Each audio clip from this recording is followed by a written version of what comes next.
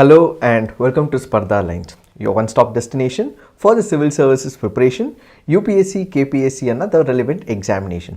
Today we will understand some of the important articles that are in news. One is with respect to your international relations, where we will try and understand the debacle between India and Canada and what is the major controversy that is erupting right now.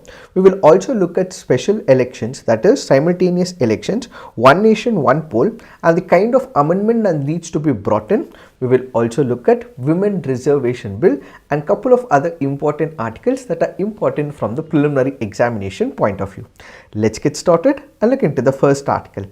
The first article is speaking about recent debacle between India and Canada.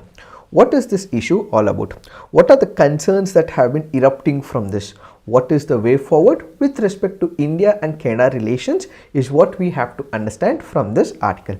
What is this issue all about? First, we have to understand about one of the incident. We have one of the Khalistani separatist leader called as Hardeep Singh Nijjar. Who is Hardeep Singh Nijjar?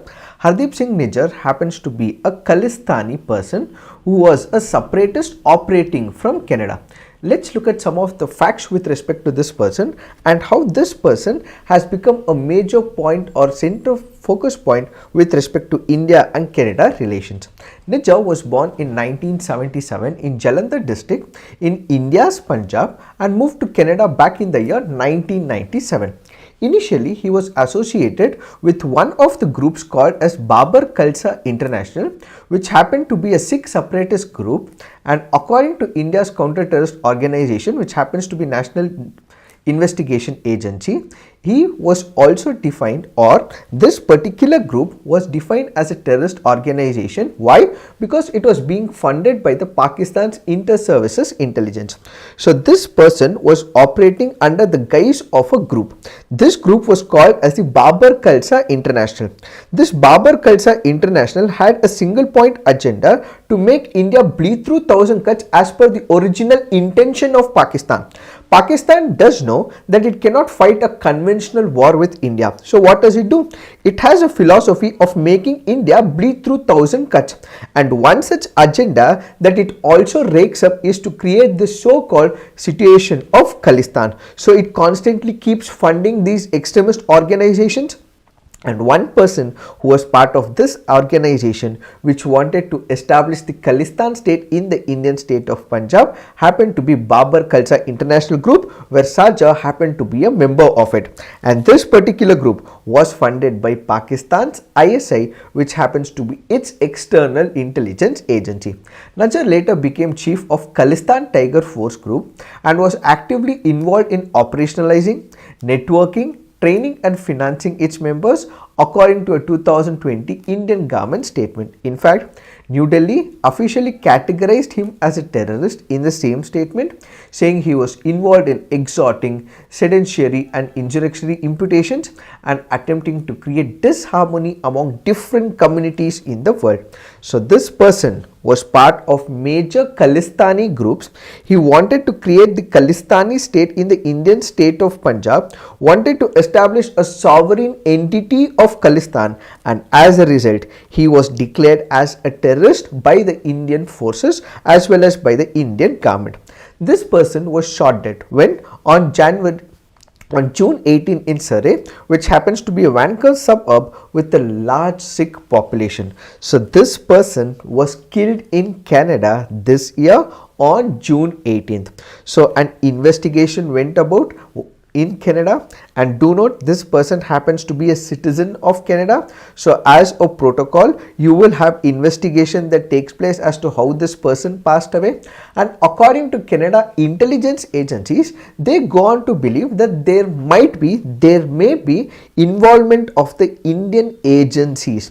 So according to their investigation, they basically feel that Nijjar was actually assassinated or was killed primarily because of the involvement of the Indian agencies in Canada. So now we have the Canadian Prime Minister Justin Trudeau, who in Parliament has said that there may be Indian agencies who may be involved in the assassination and the killing of this person Nijar, and they go on to say that Indian forces, Indian agencies may have been involved in carrying this assassination or this particular killing, and as a result it is violating the sovereignty of Canada. They still haven't concluded, mind you, they still haven't concluded this entire investigation. So even before this entire investigation has taken place, they go on to say that he happens to be a Canadian citizen and this Canadian citizen was killed by Indian agencies. They still don't have reports completely, but they make an allegation, and as a result this allegation is not proper in itself. Why? Because it is questioning the integrity of India, and as a result we have the Indian envoy, the Indian embassy ambassador, the Indian envoy who has been asked to leave Canada from Canada. So the envoy of India representing India has been asked to leave Canada because of this entire controversy. Similarly, because an Indian envoy in Canada was asked to leave Canada, the Canadian envoy in India was asked to vacate from India as well.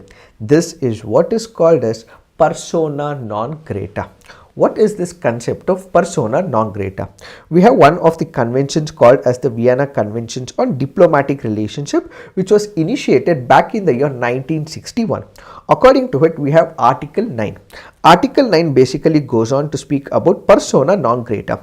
What is this persona non grata? If there is a person who is residing in a foreign country, let's say for example an ambassador or a person who is part of the consulate, if he is residing in a foreign country because there is an internal disturbance between a country, that is one country and another, there is a civil war kind of situation, or this person who is in a foreign country involves in a treacherous relationship, or he is not loyal to that foreign country or engages in espionage related activities, so immediately that home country will issue a notification called as persona non grata that this person is not welcome in the foreign country, and immediately within a prescribed period of time this envoy or the person whosoever it is will have to leave immediately from that country. So in the present situation, persona non grata basically means that an Indian envoy who is in Canada has been asked to leave Canada, and do note, when it comes to persona non grata, they may give out the conditions,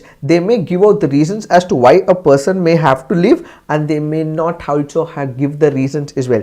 They may give the reasons and at the same time they may also not give the reasons. So the minute this persona non grata is issued, that envoy or whosoever the person is will have to immediately leave the foreign country. So in the present situation, Indian ambassador, Indian envoy has been asked to leave Canada, and similarly Canadian envoy has been asked to leave India. This is what is called as the concept of persona non grata. Where is it present? It is present in the Vienna Conventions on the Diplomatic Relationship under 1961 Convention. What has India responded to it? So the minute Indian envoy has been asked to leave Canada, we also have in Canadian envoy who has been asked to leave India. So India says, India rejects allegations by Canada. We have seen and reject the statement of Canadian Prime Minister in their Parliament, as also the statement by their Foreign Minister. Allegations of Government of India's involvement in any act of violence in Canada are observed and motivated. Similar allegations made by Canadian President to our Prime Minister were completely rejected. We are a democratic polity with a strong commitment to rule of law. So whatsoever has been said by the Canadian Prime Minister, whatsoever has been said by the Minister in Canada in their Parliament has been rejected by the Indian government. The Indian government said that with respect to the death of the person, assassination of the person or the killing of the person, India has no role whatsoever, says India. So in the past, what we are witnessing is also these extreme cases of Khalistani movement that has been taken up in couple of countries as well. This Khalistani issue happens in United States of America in San Francisco. It happens in United Kingdom. It happens in Australia as well. It happens mostly in Canada as well. Why does it happen? That is because there are certain forces like these forces which have been funded by the foreign agencies like the Pakistan's ISI.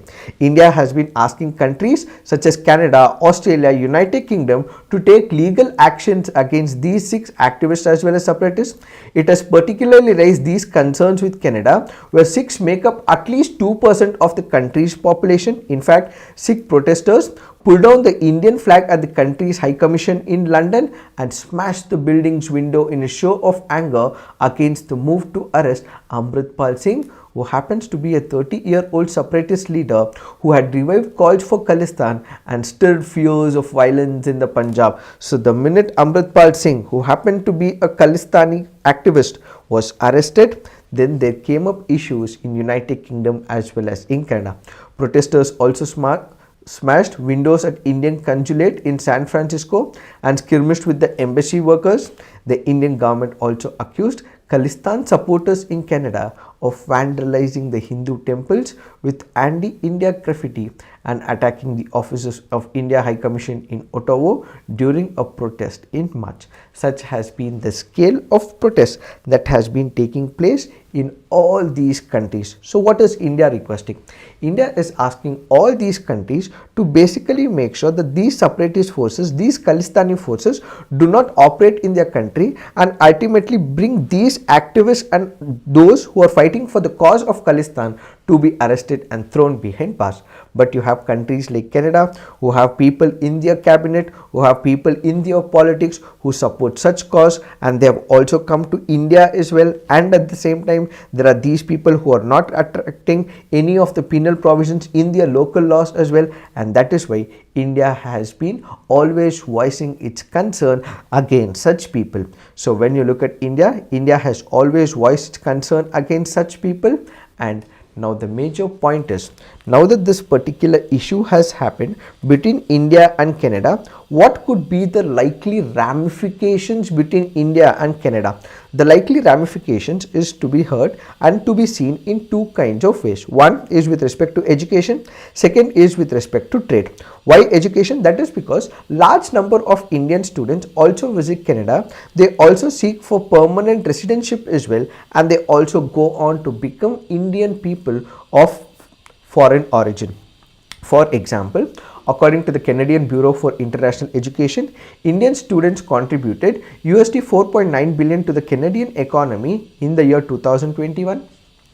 Indian students are the largest international student group in Canada, accounting for 20% of all international students in 2021. So we have large number of students who go from India to Canada, and ultimately will it have a significant impact on their education? So the answer to this is no. Why? Because when it comes to the trade and dynamics, when it comes to the education, it has not impacted in the past, and now also it will not impact is one point of view. When it comes to the trade, bilateral trade between India and Canada has grown significantly in recent years, reaching USD 8.16 billion in 2020-23. India's exports is about USD 4.1 billion. Canada's exports to India is about USD 4.6 billion, which includes pulses, timber, pulp, paper, so on and so forth. Canadian pension funds by the end of 2022 had invested over 45 billion in India, making it the fourth largest recipient of Canadian FDI in the entire world. Will it impact the trade? No. Why? Because we have antagonism with China as well. We have some antipathy towards China because of the border skirmishes as well.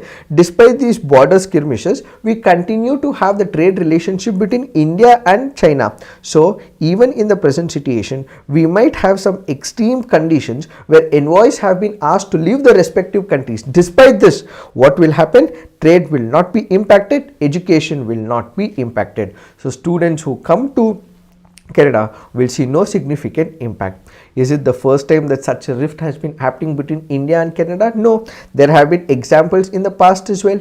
The rift between the two nations became apparent back in the year 1948 when Canada supported a plebiscite in Kashmir. In 1998, Ottawa recalled its High Commissioner to India following the nuclear test. In 2017, Punjab Chief Minister Captain Amarinder Singh refused to meet Canadian Defence Minister Harjit Singh Sajjan, accusing him of associating with the separatists. In 2022, Trudeau's Liberal Party reformed an alliance called the New Democratic Party led by Jaspreet Singh, who openly endorsed the Khalistan referendum on the Canadian soil. So it is not the first time that such issues have raked up. Similar such issues have been raked up in the past. So what is the way forward? There are two things that has to be considered. One is with respect to how other countries operate. Second is with respect to how India operates.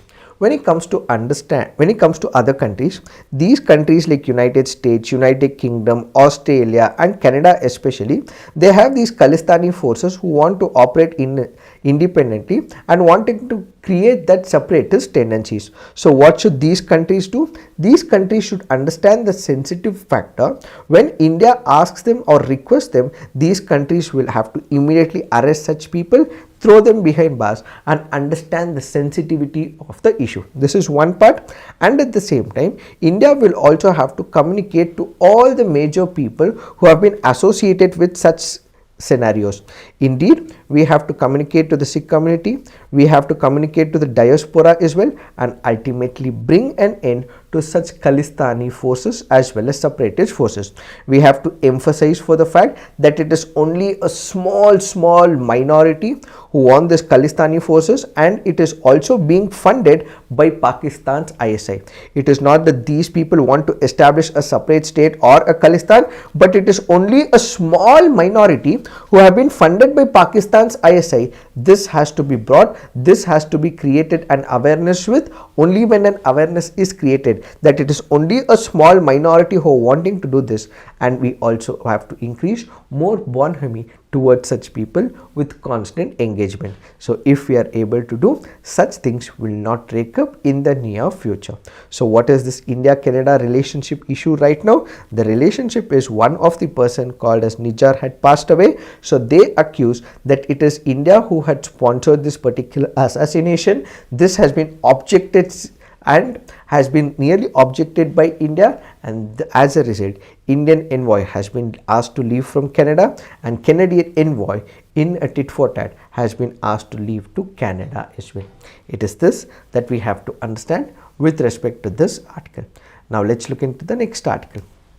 This article says simultaneous polls, do states have a say? The article here is speaking about simultaneous elections. The article here is speaking about one nation, one election. We have recorded about this lecture of simultaneous election, simultaneous poll on September 2nd. So in case you want to understand what this topic is all about, I have recorded a video in detail about what the simultaneous elections are on September 2nd. So kindly look into it to understand what this concept is. To simplify this, what is the simultaneous elections? When Lok Sabha elections and state elections to the legislative assembly happen on the very same day at the very same time is what is called as simultaneous elections. So you go to the polling booth. So the minute you go to the polling booth, what would happen? You would see two EVMs. These two EVMs basically, one will be kept for the Lok Sabha elections, one will be kept for the state assembly elections. So you go to the polling booth, you will have two EVM machines. So one will reflect that it is with respect to the Lok Sabha, the other will reflect it is with respect to the state assemblies. So you go and vote twice in the same elections, one for the Lok Sabha, the other for the state elections, which is called as simultaneous elections, or what is called as the one nation, one poll. So what are the advantages of it? What are the disadvantages of it? Everything has been explained in our September 2nd video. What is the focus of today's article? Today's focus is with respect to when such simultaneous elections occur, in case the central government does formulate it and in case it does decided that simultaneous elections will have to happen, what is the mode of constitutional amendment? Why? That is because whenever we are speaking about simultaneous elections, we have to consider the federal principle. Why? It is not just that it is the central government which is involved, the state governments and its federal structure will also get involved because there is simultaneous elections that is taking place, and as a result, what is the kind of constitutional amendment that has to be brought in is what is this article all about. When we speak about Article 368 of the Indian Constitution, it basically speaks about the amending powers of the Parliament. There are three types of majority that we have to look at. So in case we are introducing some changes, what is the kind of change that we have to bring in? One is what is called as simple majority. Second is what is called as the 50% majority stage coming into the picture, and if it does not belong to any of these two brackets, what we have is a special majority with 2/3 and voting. First, we have to understand the concept of simple majority. What is this concept of simple majority? Let me help you understand with the help of an example. Let's say we have about 545 people in the Lok Sabha. This is for the sake of simplification. Let's say for example, there are about 45 vacancies, which means to say that in Lok Sabha, as of now, there are 45 vacancies, that is, there are no MPs to that particular constituency. So what is the number? We have about 500. So in this 500, let's assume for a moment that about 100 are not participating in the voting. So what is the number? The number is about 400. These are the 400 people who are present and they are voting. Let me reiterate it. We have 545 people in the Lok Sabha. Out of 545 in the Lok Sabha, 45 people are not present. It is vacant, which means to say 45 vacancies are not fulfilled. It is completely vacant. So how many do we have? We have 500. Out of 500, we have 100 people who are abstaining. That is, they are not ready to vote. They move out of the parliament. That is, let's assume these are the opposition political party leaders. They do not want to vote. So they move out of the parliament. How many people are present? 400 people. These 400 people are present and they are voting. So what is the majority that is required? 50%. What is 50% of 400? It is 200. So if we have 201 people and they are voting in favor of this legislation, that is what is called as simple majority. So in simple majority, most of the bills that are created in the parliament are made out of simple majority. So simple majority is 50% present and voting. The vacant is taken out. The one who abstain is taken out. And if those 50, in that 400, if the majority, that is 50% and more, want this bill to be passed, in that case, what you will have is that legislation coming into picture. So for which of these we have simple majority? When it comes to the simple majority, admission or establishment of new states, formation of new states and alteration of areas, abolition or creation of legislative council in states, quorum in the parliament, salaries and allowances of members of the parliament, rules of procedure in parliament, use of official language, citizenship, elections to parliament, delimitation, union territories. In all these cases, if I have to make a change, then what it is required is a simple majority. Then what we have is absolute majority. What is absolute majority? What is half of the existing number in the Lok Sabha? So 545, half of it is 272. So 272 plus 1, 273. This has to be the number which has to be marked for the absolute majority. So absolute majority basically means the total number in the Lok Sabha. Let's assume, for example, hypothetically, the total strength of the Lok Sabha is about 500. So what is half of 500? Half of 500 would be 250. So 251 would be the absolute majority. Let's say, for example, hypothetical numbers once again, 600 is the number in the Lok Sabha. So what is the absolute majority? 300, half of it, plus 1, 301. This will be the absolute majority. Irrespective of the vacancies, let's say, for example, if 100 vacancies are present, that will not come into the picture for absolute majority. So in absolute majority, whatever is the number that is present in the Lok Sabha, half of it is the absolute majority. What is effective majority? Let's say 500 is the number of people who have to be taken into consideration for the Lok Sabha. In absolute majority, it is 250 plus 1, but in effective majority, let's say, for example, there are 100 vacant positions. Out of this 100 vacant positions, there are only 400 people who are present, 100 seats are vacant. So what is the majority out of 400? That will become what is called as the effective majority. So 201 in the present situation will become the effective majority. So in simple majority, what would happen? It is 50% present and voting. Then we have something called as the federal structure. What is this federal structure? Let's say, for example, there is a present situation where this will have significant impact on the state. For example, election to the president and its manner, extent of executive power of the Union of States, Supreme Court and High Court powers have been stripped off or their powers have been reduced, distribution of legislative powers between the Union and State, any of the lists in the schedule, representation of the states in the parliament, or for example, GST. What is GST? Goods and Services Tax. What is its importance? This is with respect to the taxation. So when it comes to the GST, it is having a significant impact on the state governments. It is impacting the federal structure. So in all those cases where it will impact the state significantly on the federal level, what you require is the consent of the half of the state legislatures by the simple majority. So as of now, we have about 28 states. These states, half of it is 14. So 14 states and above will have to give their consent to this particular legislation by simple majority. So only when they give the consent, this particular proposal will be accepted in the parliament. So if it is not in the simple majority, if it is not in the special majority where the consent of the states is required, in rest of the other majorities, what we will have is the special majority of the parliament. So what is a special majority? The majority of the provisions in the constitution need to be amended by the special majority of the parliament, that is majority that is more than 50% of the total membership, that is absolute majority, and a majority of 2/3 members of each house present and voting.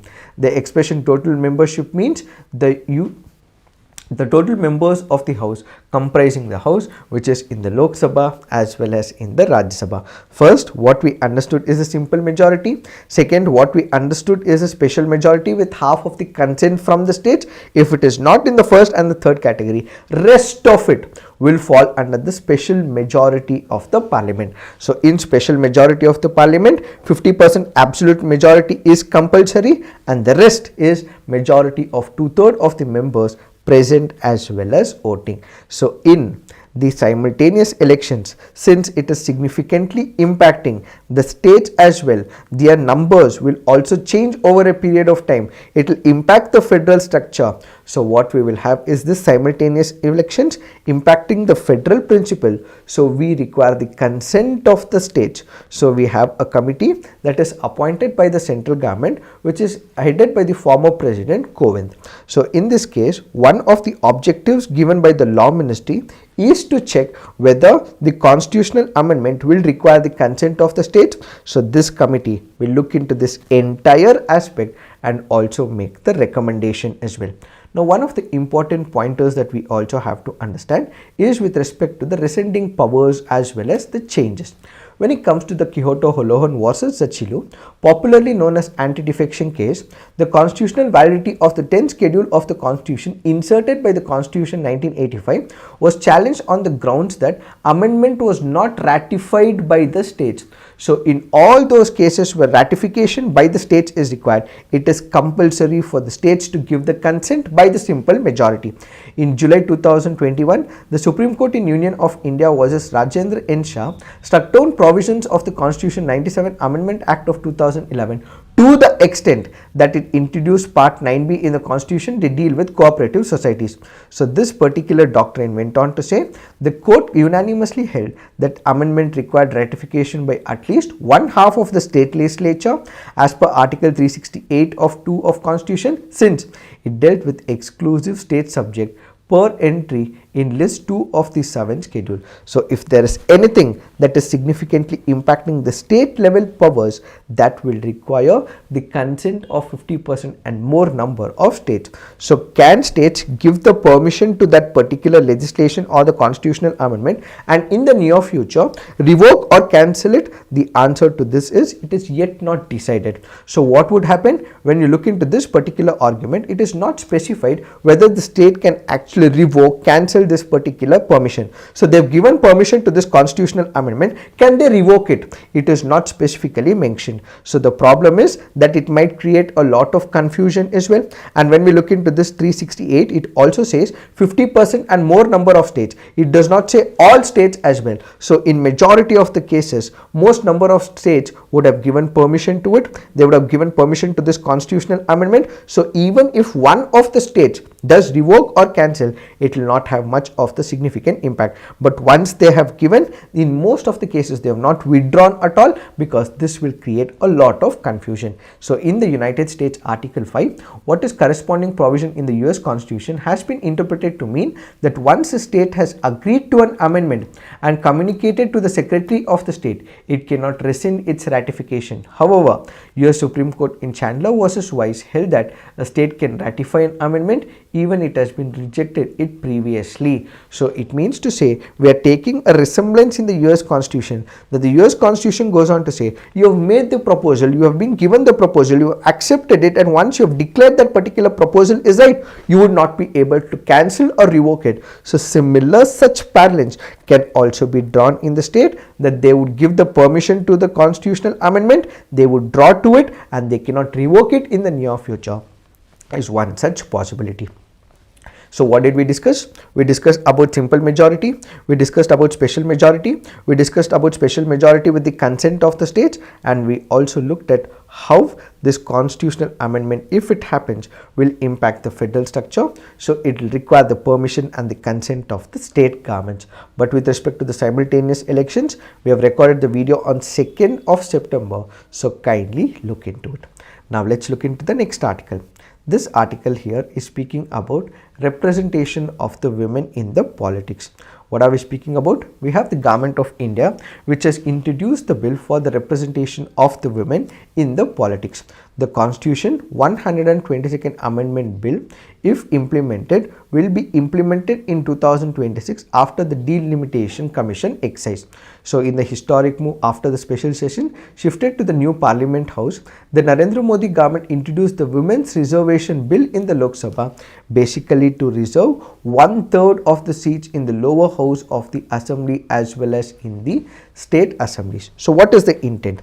The intent is, when you look at the panchayats right now, we have about 1/3 of the seats which are reserved for the women.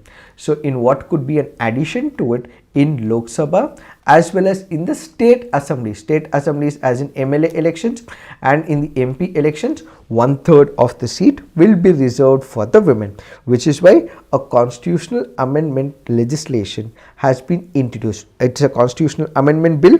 So if it is given permission, that is majority of the present and voting and special majority 2/3 present and voting, if it is ratified in the Lok Sabha and in the Rajya Sabha, assent is given by the president, this will come into reality.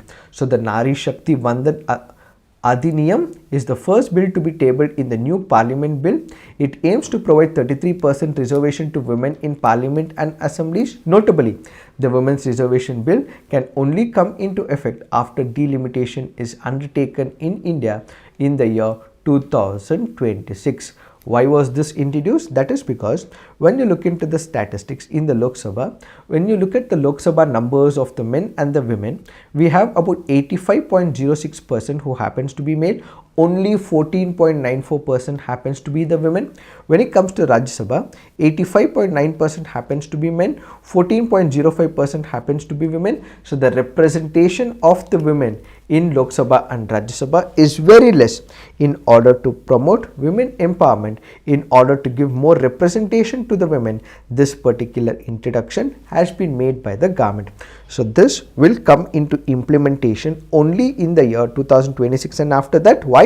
Because we will have the new delimitation that comes into picture in the year 2026. This means that the bill cannot be implemented before 2024 elections. As per the existing law, the next delimitation exercise can only be conducted after the first census to be taken post 2026. Some reports have suggested that women's quota may get implemented by the 2029 elections. Constitutional experts said that after the passage of the bill by both the houses of the parliament, it also will have to be approved by at least 50% of the state assemblies to become a law. Why? Because it is also going to significantly impact the states as well, where states will also have to give 1/3 of the reservation in the state assemblies for the MLA elections. Since even the states are impacted, they will also have to be taken into consideration. Once the bill becomes an act, the total seats reserved for the scheduled castes and scheduled tribes in the House Assembly, 33% will be set aside for the women. So out of, let's say, 1/3 of the women who will be provided reservation in the seats, in that 1/3 will once again be from the SC/ST community.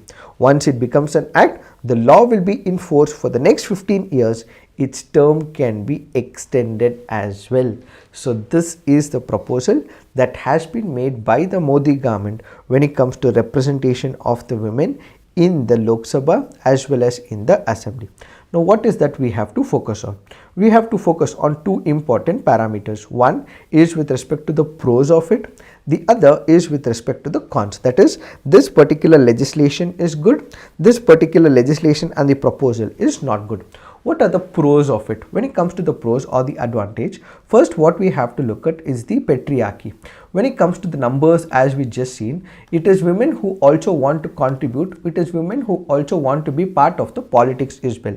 But the patriarchy is so embedded in the society that they are not given enough opportunities. So as a part of affirmative action, as a part of promoting women empowerment, it is needed that a certain percentage of the reservation is given for the women. Why? Because it is patriarchal in nature. So the entire political system is patriarchal.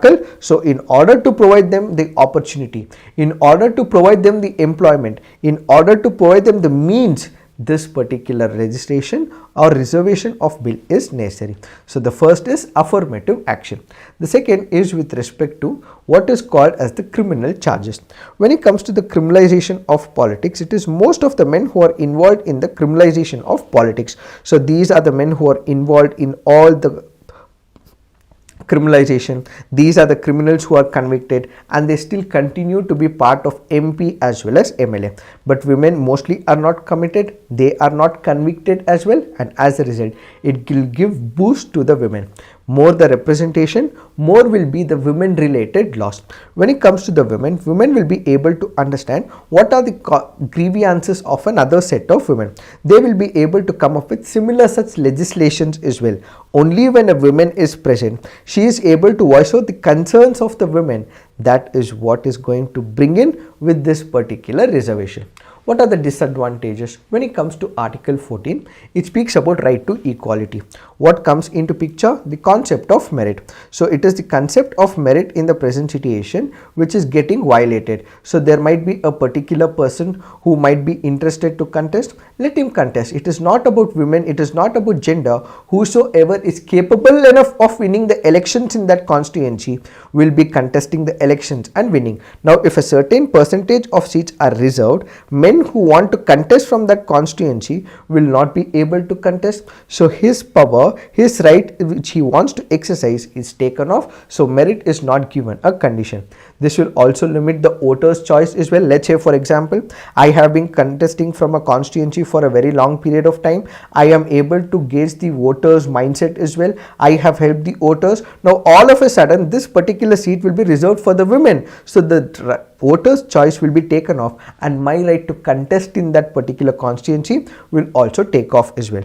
This will also lead to another concept called as Pradhanpati. What is this Pradhanpati? For example, in the Panchayat, what happens? Yes, it is the women who goes on to win the elections, but all the things, all the important decisions, all the policy decisions will be taken by the husbands, or it can be their fathers, or it can be the son. So what this article also says is that despite giving 1/3 reservation, women will not be empowered directly because it is their husbands, it is their fathers, it is their sons who will mold the entire construct of the politics in that particular constituency. So whether we provide the reservation or not, this will not help up is another thing, and this happens to be another disadvantage. So what is that we are focusing on? We are focusing on the reservation bill. This reservation bill is initiated by the central government. It will come into implementation only after 2026 delimitation exercise. So it is predicted that it will happen in 2029 Lok Sabha elections, and as a result it will not be implemented right now. With this, there should be constitutional amendments and 50% of the states should also consent to it. Why? Because it is also significantly impacting them. So this is what we have to understand with respect to the reservation bill. Now, the next important factor is with respect to the articles focus on the cultural aspect. We have 3 Hoysala temples declared as the World Heritage Site. This is important from your GS paper 1. Which are these 3 important temples? One, what we have is the Chennakeshwara temple at Belur. Second, what we have is Hoysaleshwara temple in Halebeedu. Both are in Hassan. And the third happens to be Keshava temple at Somnathpur. These will be declared as the World Heritage Site. What are the important parameters from the preliminary examination point of view? The Chennakeshwara temple is also called as Kesava, Vijayanarayana temple of Belur. It happens to be a 12th century Hindu temple where in the Hassan district of Karnataka. It was commissioned by King Vishnuvardhana on the banks of Yagachi river in Belur, and it was once an early Hoysala Empire capital. It was built over 3 generations. It is a form of Hindu god Vishnu. It is a Vaishnava temple that reverentially includes many themes from Shaivism, Shaktiism, Jina from Jainism, and Buddha from Buddhism. So where is it? It is in the state of Karnataka. This will be called as the World Heritage Site. Then we have Hoysaleshwara temple, which is also referred to as Halebeedu temple.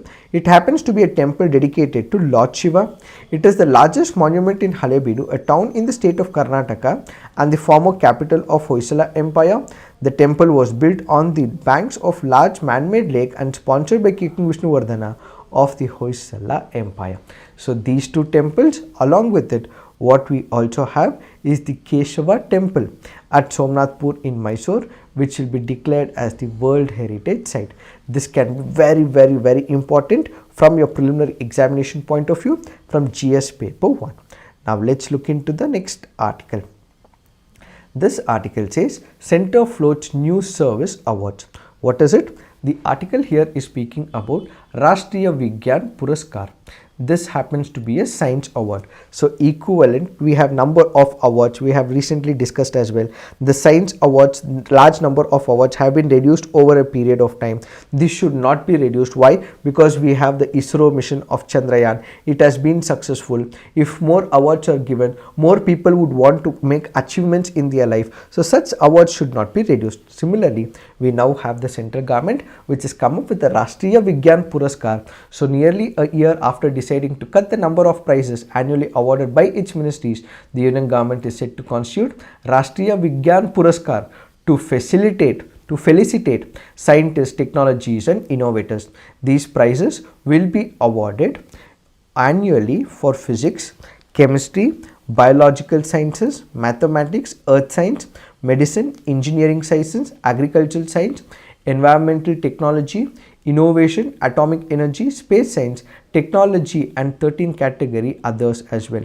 And do note, similar to Padma Awards, they will not be issued any cash component. Instead, they'll be likely to bestow a certificate and a medallion on the awardee. So it is the committee which will be constituted. This committee will decide who will be getting these awards, and the CSIR will coordinate the administration of the awards process for 2 years, which it will be taken over by the National Research Foundation. So what we will have is new awards that will be given for the science and technology development. Now let's look into the next article. This article says, who releases report on global impact of high BP? Approximately 4 of the every 5 people with hypertension are not adequately treated, but if countries can scale up the coverage, 76 million deaths could be averted between 2023 and 2050, says the World Health Organization. So hypertension is the most important risk factor for death and disability, and when it comes to India, not less than 1/4 of the hypertensive patients in India had their blood pressure under control during 2016 and 20. Though this rate has improved from the previous years, substantial numbers still exist, says this article. So this article is basically speaking about the hypertension, and hypertension will create couple of other problems leading to the death. If we are able to control it, we will be able to reduce these deaths, says the World Health Organization. The World Health Organization report says that hypertension affects 1 in 3 adults worldwide. This common deadly condition leads to stroke, heart attack, kidney failure, kidney damage, many other health problems. The number of people living with hypertension, that is blood pressure of 140/90 mg or higher taking medication for hypertension, doubled between 1990 to 2019 from 650 million to 1.3 billion. So what we are seeing is double. So if we have to reduce it, what is that we have to do? Bring changes in the eating habits, quit tobacco, and bring more active and reduce the blood pressure. So if we are able to intervene, government is able to make the efforts, individuals are able to make efforts, quit smoking, have healthy eating habits, we would be able to reduce the hypertension. Is what is this article all about. It is this that we have to understand with respect to this article. In case you are liking these initiatives, please do like, subscribe to our YouTube channel, and also share it with your fellow aspirants as well. Thank you for watching. All the best.